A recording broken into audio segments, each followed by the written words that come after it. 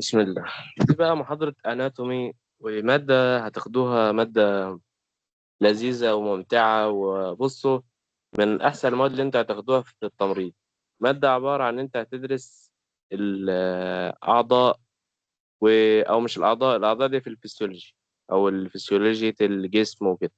لكن انا حاولت على قد ما اقدر الم بعض المصطلحات واجزاء الجسم في المحاضرة دي عشان تكونوا عارفين الدنيا ماشية ازاي. فدي يعتبر ملخص المادة. لكن هي المادة جواها بتفرعات كتير وكلام حلو. زي ما قلت لكم، ديت أحسن مادة ممكن تقابلكم في الكلية. أول حاجة الكارديو فاسكولار سيستم، الجهاز ال ال القلب، يعني يعتبر الشرايين والأوردة وكده. فأنتوا كبروا الصورة. شايفين انتوا البرزنتيشن موجود عندكم على الصورة، صح؟ شايفينه؟ افتحوا الميكروفون وقولوا لي قافلين الميكروفون ليه؟ الو.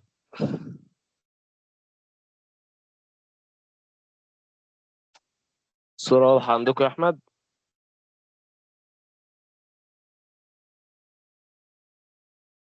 هي واضحة بس مش كل الكلام. ازاي بقى؟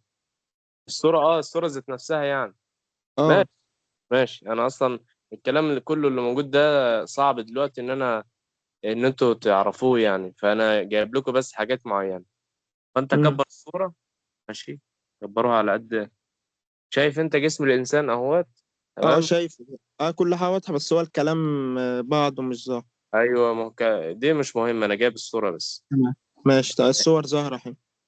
تمام. في بقى زي حبلين كده، احمر وازرق، صح؟ تحت الصورة، تحت صورة الانسان.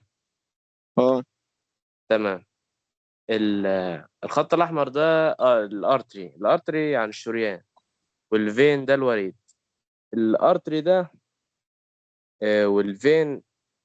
خليكم بس عارفينها دلوقتي. في محاضرة إن شاء الله هنعملها قدام عن الكارديو فاسكولار سيستم، عن القلب اللي هو على الشمال كده. لو حطيت شمال هتلاقي القلب، وإزاي فسيولوجية القلب بتحصل، والدم بيخش منين ويروح فين. لأن ديت قصة كبيرة جدا يعني، وصعبة دلوقتي إن إحنا نعمل لها محاضرة، لأن إحنا لسه بادئين. فبس فانت خليك عارف، الارتري ده الشريان يكون لونه احمر، والفين ده الوريد يكون لونه ازرق. الهارت القلب، البلاد فيسلز. بس تكبر سيب الصورة تاني زي طبيعتها. الهارت القلب. نمبر 2 بلاد فيسلز، الارتري والفين والكابيلاريز اللي هي الشعيرات الدموية. تمام. خلصنا اول صورة كده. خش على اللي بعدها. تاني صورة ريسبيراتوري سيستم. عندك الريسبيراتوري سيستم، الجهاز التنفسي. الصورة اللي أنا جايبها ديت فيها كلام كتير، وفيها حاجات يعني مش شرط إن أنت تعرفها دلوقتي. لكن أهم حاجة الكلام اللي أنا كاتبه على جنب. سيبكم من الكلام اللي في الصورة. أهم حاجة الكلام اللي أنا كاتبه على جنب مرقمه ده. اللانجز اللي هي الرئتين. تكبر الصورة تلاقي الرئتين. التراكية اللي هي لو كبرت الصورة برضو هتلاقي حبل كده بالأزرق، عامل كأنه حبل كده. هتلاقي مسحوب منه سهم مكتوب عليه تراكية. شايفينه؟ ده القصبة الهوائية. برونكاي ده الشعيرات. الرئة عاملة زي كأنه كيس. فالشعيرات ديت تعتبر شعيرات دموية، وتعتبر زي زي ما تقول زي ما تقول ألياف كده، عصبية أو دموية، موجودة في الرئتين، تفرعات كده في الرئتين. سادس حاجة أو رابع حاجة في السلايد اللي احنا فيها، الدايفرام ده اللي هو الحجاب الحاجز. لو برضه كبرت الصورة تلاقي تحت حاجة كده مقوسة، ده الدايفرام، وكل حاجة مسجود عليها خط مكتوب هي الدايفرام ده الحجاب الحاجز. الحجاب الحاجز ده اللي هو خلاص خلصنا الريسبيراتوري سيستم، الجهاز التنفسي، حاجة اللي فوق. فده بيكون آخر حاجة فيها. تمام كده. خلصنا التاني سلايد. السلايد الدايجستيف سيستم. الدايجستيف سيستم ده الجهاز الهضمي، وجهاز يعتبر من أهم الأجهزة بعد الجهاز القلبي في الجسم. أول حاجة في الماوس الفم. تاني حاجة الإسوفيجاس المريء. كل حاجة موجودة في الصور لو عايزين تكبروا.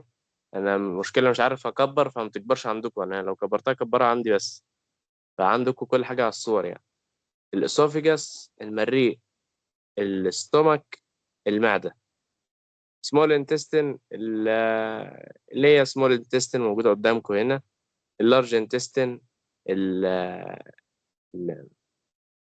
زي ما يقولوا ايه، الأمعاء الغليظة، اللارج انتستين اللي هي باللون البرتقالي كده، الليفر اللي هي الكبد موجودة هي لونها أحمر كده، الجول بلادر اللي هو المرارة، تمام، موجودة تحت الكبد بالظبط، البنكرياس اللي هو البنكرياس عادي، الانس دي اللي هي فتحة الشرج. تمام، كده خلصنا تاني صفحة. طبعا بيقول لك الابندكس وده حاجة مش مهم تعرفها دلوقتي. اليورينري سيستم، الجهاز البولي، الجهاز الايه اللي فيه الكيدنيز، اللي هو الكلى، الاتنين اللي موجودين جنب بعض دول. اليوريترز اللي هو الحالب. الحالب ده المية أو أي حاجة بنشربها، والدم كمان لما بيخش في الكيدنيز بيتحلل بيتنضف ويتنقى وبينزل في اليوريترز عشان ينزل على البلادر اللي هي إيه؟ احنا قلنا اليوريترز اللي هو إيه؟ حد يجاوب عليا؟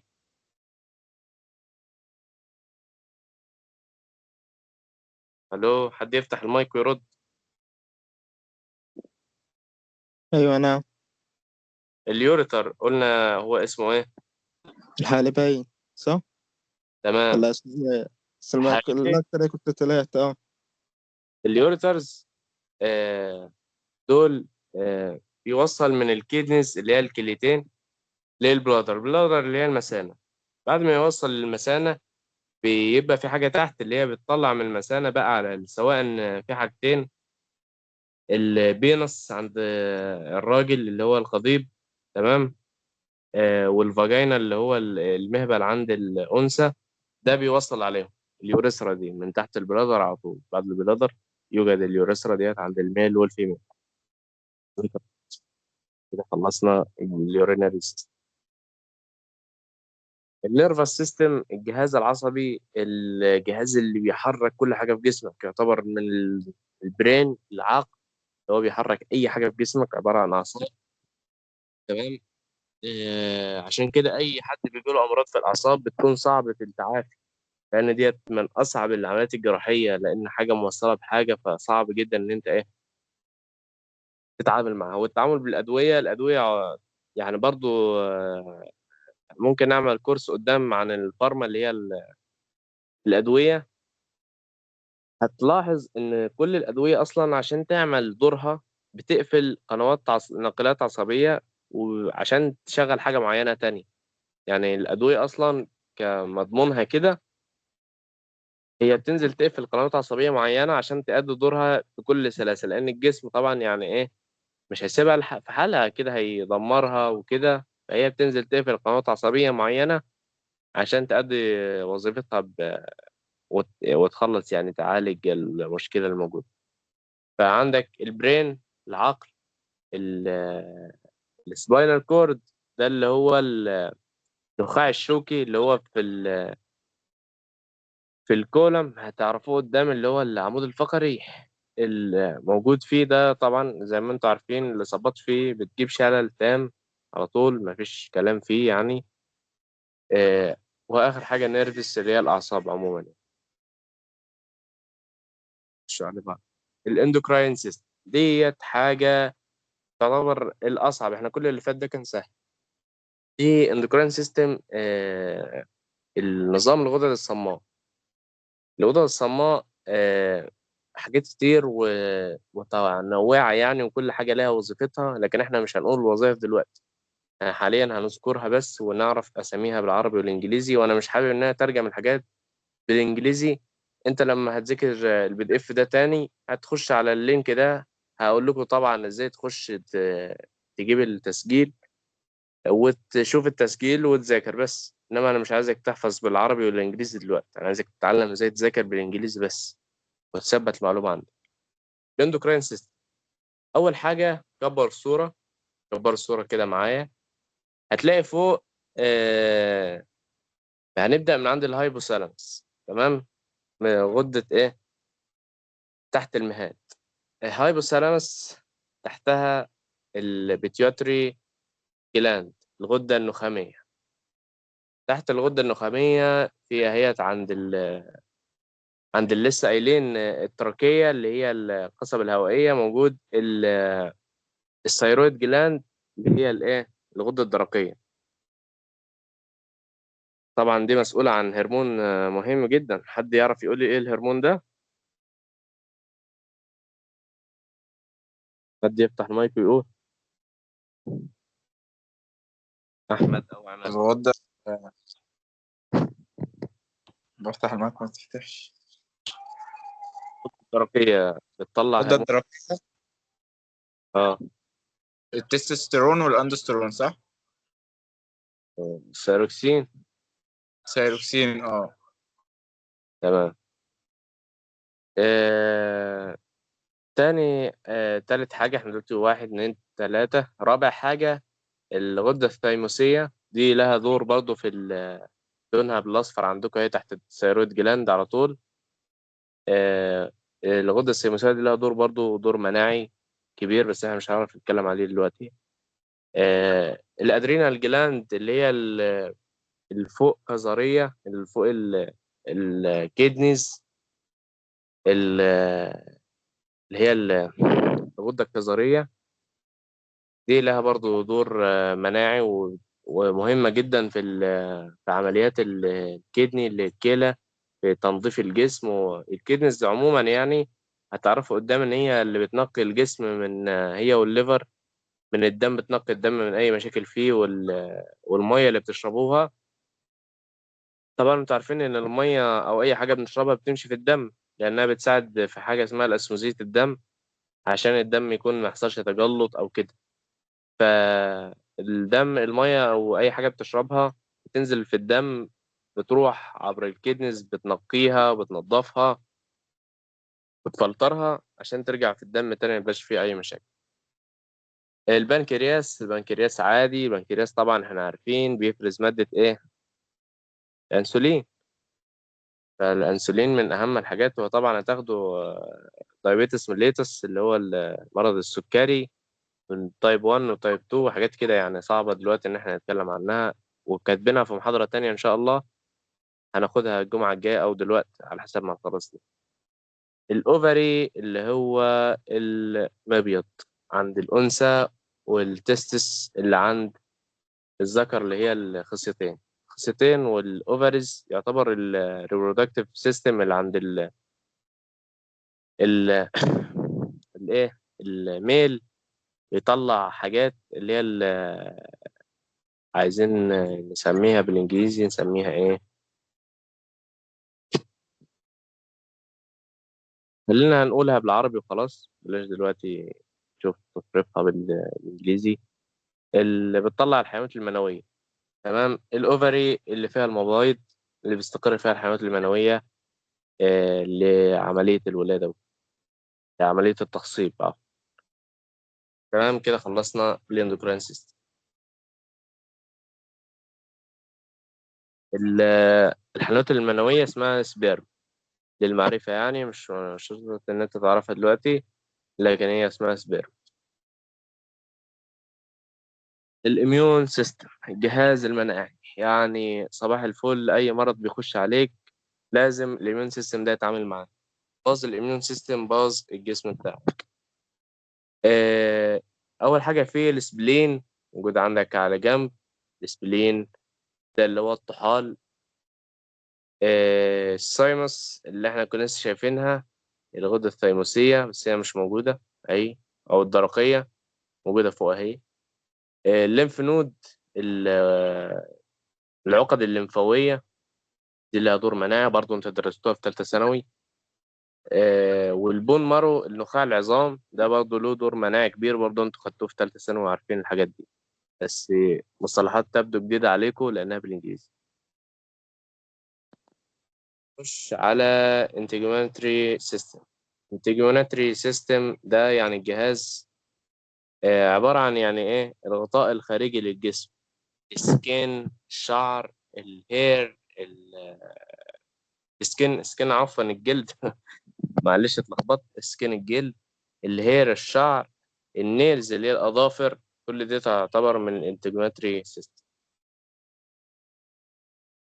الريبرودكتيف سيستم للفيميلز، الجهاز الخاص يعني ايه كل حاجة بالنسبة للست. الاوفريز، الاوفريز اللي هي المبايض، ماشي. الفالوبيان تيوبز قناة فالوب. يوريترز اللي لسه كنا جايبينها من هناك، اليوريترز اللي كانت الحالبين اللي كانوا بيوصلوا من البلادر، ماشي. الفاجينا اللي هو المهبل بالنسبة للأنثى. الميل ريبرودكتيف سيستم للميل، عندك التستس اللي هي خصيتين، الإيبيديماس. فين الإيبيديماس؟ عايز أوريها لكم بالظبط أهي، اللي هو يعتبر اسمه البربخ بالعربي، بيكون فوق الخصيتين بشوية يعني أهو موجود فوقها أهي. الفاز ديفense، وير از ذا فاز ديفense، يعتبر هو جنب الحالب اللي بينزل منه الحيوانات المنوية، تمام. البروستات جلاند، الغدة البروستاتا يعني، ديت من أهم الحاجات بالنسبة للذكور، وبيحصل فيها حاجات زي سرطان البروستاتا مشهور جدا يعني. البينس اللي هو القضيب. sensory organs، الأعضاء الحسية أو الحاجات اللي أنت إيه مستشعرات فيها بتكون يعني سريعة. أول حاجة الأيس فور فيجن، للرؤية إزاي تشوف. الأيس لها مشكلة، لها دور قصدي في الحوار ده. الإيرز فور هيرينج أند بالانس، عشان تسمع اللي حواليا ويكون في توازن كده، الناس اللي ما بتسمعش مش عارفة اللي حواليها ماشي إزاي وكده. النوز فور سميل، نوز عشان تسمل الحاجات وكده وتبقى عارف، تمام. تشم، عفوا تشم، I'm sorry، يعني ممكن نتلخبط شوية بس أكملنا إحنا إيه بنشرح اتنين مع بعض فممكن أتلخبط. نوز فور سميل، تمام. التانج فور تيست عشان تستطعم الحاجات. ده خلصنا آخر واحد يعتبر خلصنا المحاضرة. محاضرة لذيذة جدا ومن أتفه المحاضرات اللي ممكن تاخدوها عن الأناتومي. المحاضرة الجاية إن شاء الله هتكون عبارة عن ترمينولوجي أو حاجات تعرفك بالتمريض عموما. النهاردة بس شوفوا المحاضرتين دول كده واقروهم، لو في واجهتكم أي صعوبات فيها ابعتولي، تمام. برعاية الله.